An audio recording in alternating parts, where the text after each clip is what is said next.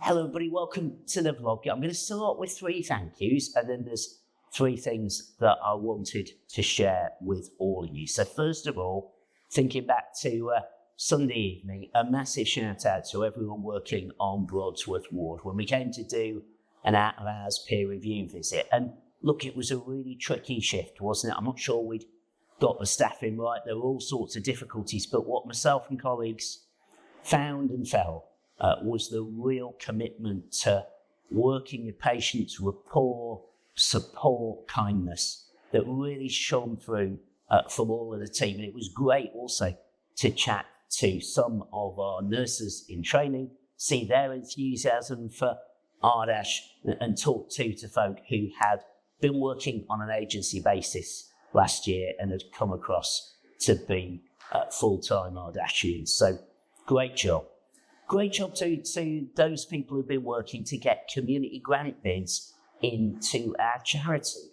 I'm filming this in a place called Helping Hands in Edlington, and that's a great example of the kind of small voluntary sector organisation that our organisation and our charity want to work alongside, to endorse, to support, to invest in. So I'll tell you more in March about those community grants when the committee has made its decisions. But I know a lot of effort has gone into getting well over 50 bids, well over £100,000 worth of ask of our charity from groups that we are working with in the community. And then thank you too to people in all of our care groups and corporate settings who throughout February have been doing work to recruit volunteers. I'm hearing about new roles that can be coming to our wards in Rotherham, placement of volunteers in parts of HR and corporate services, all the way across the organisation. North Links very much as well. We're beginning to see us move towards delivering that promise-free commitment. Now this week for me, and I've been in lots of conversations with lots of people, I think reflectively the 3 things that are sticking with me most are what we've discussed as a board in our time out. And there we talked first about school nursing and school readiness.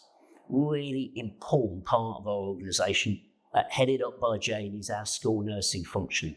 Partnership with schools, not always easy, an opportunity for us to make sure that both physical health and mental health needs for young citizens in our community are well looked after.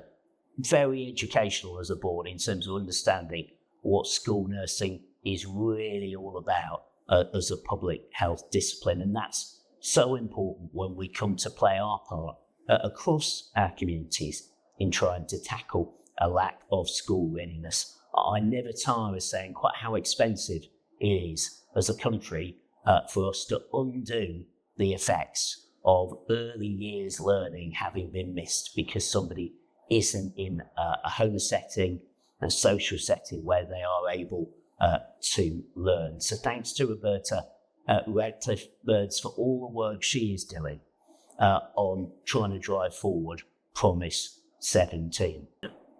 Reflected too on patient feedback, and care opinion's been a big part of these vlogs, but it was interesting to listen to the fantastic work that Claire Klein and the team have been leading in getting patient feedback in our acute mental health wards, and also the work that Jude Graham has led, really focusing on people who have been detained under the Mental Health Act and their experiences of those processes. So as a board, and with our ICB Chief Executive and Chair also contributing, we're wanting to work backwards from the future Ardash, where this organisation is truly led by stories, by experiences, by reflections of our patients, the positive things they want us to keep and the things they want us to change.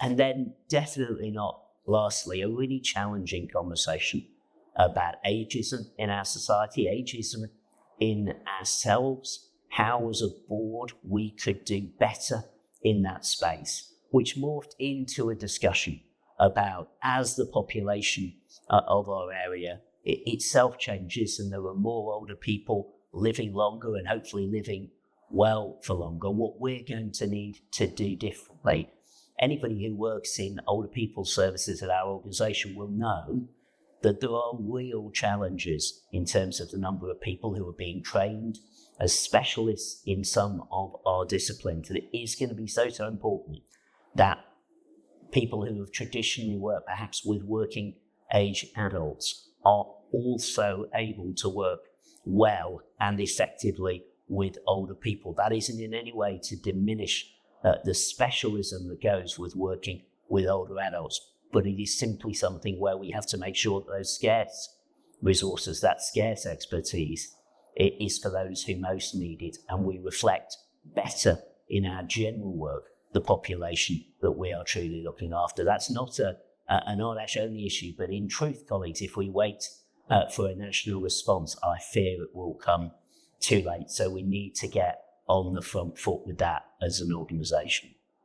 I wanted to end with something a tiny bit more personal. It may not have escaped your notice that this week, the Chief Executive of NHS England, Amanda Pritchard, announced that at the end of March she will be stepping down.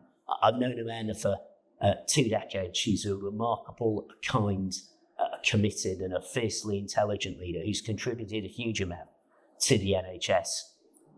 Coming back, we're not there yet from the pandemic, and she is, of course, and proudly the first female Chief Executive of the NHS.